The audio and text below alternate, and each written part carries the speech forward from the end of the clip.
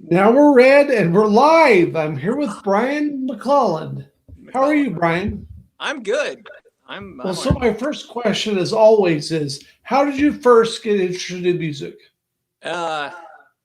I blame the local public school system in Arnold, Missouri. I started playing saxophone Okay, in fifth and sixth grade.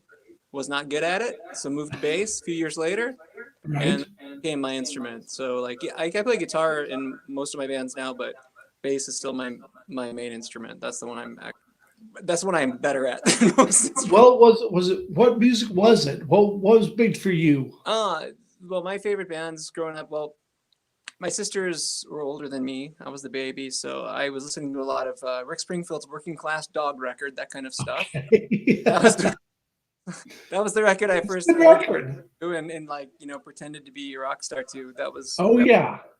But then like I got into new wave stuff. My first concert was Duran Duran, Okay. and then I got to see like Prince's Purple Rain tour right after that. Wow. Amazing! It was super cool. I got so sick from the weed because I didn't even know what weed was, man.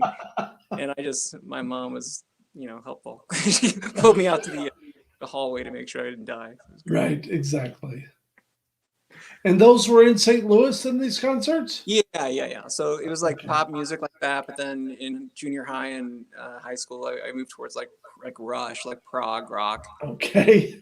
and the typical Midwestern Keishi stuff. Right, And exactly. I was into that for a while. Did a metal phase a little bit with my drummer friend in high school, and then kind of came out the other side like as a pop guy, like into Squeeze and like They Might Be Giants and Right. traditional pop stuff. I kind of came back to where I started, sort of the better version That of. makes sense, definitely. And so let's talk about how your video stuff started, how that happened. Video stuff started after, well, I went to when I got out of high school 1,000 years ago. The first thing I was doing, I wanted to do television productions, and I did like Okay.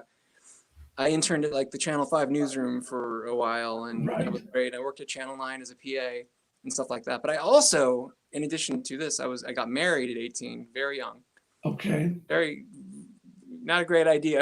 But so at the time, my wife at the time just was basically like, you need to make more money now. So I was like, oh, Right.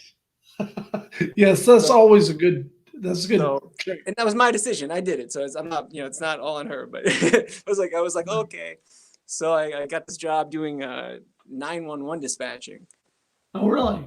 Yeah, and I've had that for the last 26, 27 years. And Wow. I retire That's a from lot of that years. 2.5 years, and I'm going to. So, Well, but talk about the projects you've got to be involved in. You've got oh to yeah. be some So cool stuff.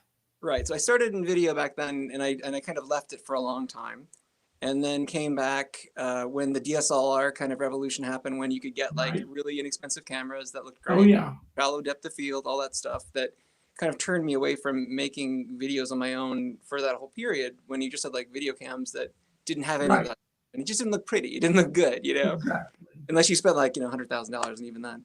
But when that happened, we just got a camera and I started making videos for. I started with Bruiser Queen, friends of mine, and made some stuff with them and a band called Spectator, really great St. Louis bands. And Right. I really didn't get around to making videos for myself very much, but I kind of started making a lot of. I'm still kind of uncomfortable being on camera myself, Right. so but I This ended is up a making. rare appearance, then, clearly. Yes, it makes me nervous. Well, I have bourbon. But yeah, so I mean, I just that's how I got into it. I just started making videos for friends, and it kind of got good word of mouth going, and just kind of filled that balance or that kind of market for people that wanted to have a video, but they didn't really have the budget for the bigger production Right. town. So I just started real small, always like a one Uh, man crew usually, where it's just me doing everything, and right. I feel like that sometimes, but it just sort of the gigs got bigger and bigger over the Uh, years. But that was like 2012, so we're still trucking. well, so tell me about the Tony Visconti thing. I think that is so cool. Yeah, Definitely. he's amazing. I met Tony through Christine Young, who I've Right. made a bunch of videos for, like Right. I think 6 or 7. I lost track. But Uh, he's an amazing artist, and Tony's been like he's real close to her and produced some of her earlier stuff, and now she does all her own stuff, and she's amazing. But he was kind of I don't know if a mentor would be the right word, but he was like somebody that right. was a supporter. Clearly knew the talent and Yeah, reached. exactly. Yes. And so on one of the many videos we did with Christine, we shot at the Stadium in South City, Right. and then Tony came to town for that trip and was there for the whole shoot. And so he was hanging out in the Stadium with us, which was awesome. And then Right. we had another shoot the next day in Christine Young's parents' old house in her basement, which involved so much fake blood, like a rain of fake blood. Okay. So one of my favorite moments was after this, we did this gory, ridiculous shoot. Tony was down there with a mop. He's mopping up this fake blood. This is like one of the best producers of our Right. time, a legendary rock guy. Exactly. Happily mopping up fake blood for my shoot. And I was like, yes, I'll always remember this. It's gonna be great. Definitely. Yeah. So yeah. But that's Well, Tony basically knew me from those productions, and then when he okay. stole a record out a couple years ago, he wanted to make a video. So we put together a production, and we were able to do something really kind of low budget. And he came to Right. town, and we shot it in St. Louis with he had this idea for like an So all fun. kid cast, which I worked for a couple different videos with all kid casts, and I No don't more. love them. I don't love them, but they're great. And some of those kids were great. But yeah, so we made that video in town, and it was fun, and he seemed to like it a lot. So yeah, he's a great guy. One of my favorite memories of Tony is my wife and I were he was my wife, we were in New York and had a meeting at a Right. studio. So we got to go and visit him in a studio and talk about this video.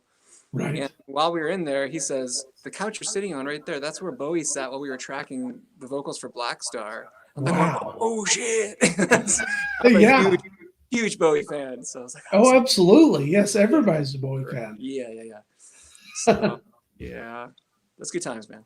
Good guy. Well, definitely. So let's talk about this project that we've worked on to start a video channel, a Roku channel for the Missouri music thing. What's going on? What's going on with that, and what have you been involved with in that? So far I have not done very much with that. Well, I've offered all of the Blip Blap videos. The whole catalog is yours. right, exactly. But that's about as Exactly. far as I've gotten. But Well, but that's so great cool idea. because today we heard from the artist, we heard from everybody. It's all come together. It really is. It's so fantastic to see all this stuff come together at the same time. All right. And that's why I think it's going to be such a cool thing. And I just love being involved in this and see it all happen from the ground up. So fun. Mm. Well, there's a great scene here, especially. I mean, I know it's bigger than the scene. It's spread out, but just the scene here alone, it comes and goes. It's really weird how it comes in waves. And then Right. especially when you're playing out in these shows, and once in a while you just look around, and you realize how much talent there is right now. It's like all of a sudden, it's Oh, like a yeah. burst of talent, then it slows down a little bit, then it pops back up. Right. But yeah, the city's had some great music. Well, tell me some new people, some names that they need to know. Oh, well, I just was listening to a record by, I think it's The Mall. My friend Jen Malzone just posted something and it was awesome. But honestly, I don't know what's happening right now because I'm out of the scene so much because there is no scene. It's like Sure. we're all trying to make records and put them out, but Right. John Henry's doing great stuff. We just shot this green screen video in my basement right over here. Basically COVID era video because the goal was to shoot a full band playing, but not to get the full band together. Right. Exactly. So we had to composite them in groups, like sometimes just one person, sometimes two. If they were in their own little bubble, if they had, if they're already together in their COVID bubble, that was fine. So we get it together. But so we had to composite all of them like a band performing, and it was so much fun. But I think does that look like a band when you do it that way? yeah. Luckily, Really? that project where it was supposed to be like a 1960s era talk show, kind of like a band. Right. So it was all grainy black and white, so it makes it way easier to composite. But it would have been a challenge if it wasn't in black and white. Right. If you didn't have that concept in mind, that definitely helps. Yeah. Now let's take a minute because Lori Ritter has been so helpful, but let's also mention your wife because Mona has helped so much on this thing. And so let's shout them both out. Lori, Mona, I just shouted them out. Yeah. Well, And talk about them. They're so cool. Your wife is so great. My wife is the best. She's a Romanian citizen, raised and born in Kuwait. She came here a few years ago and luckily got into my orbit. And we got married last year. How did that happen? Tell me that story.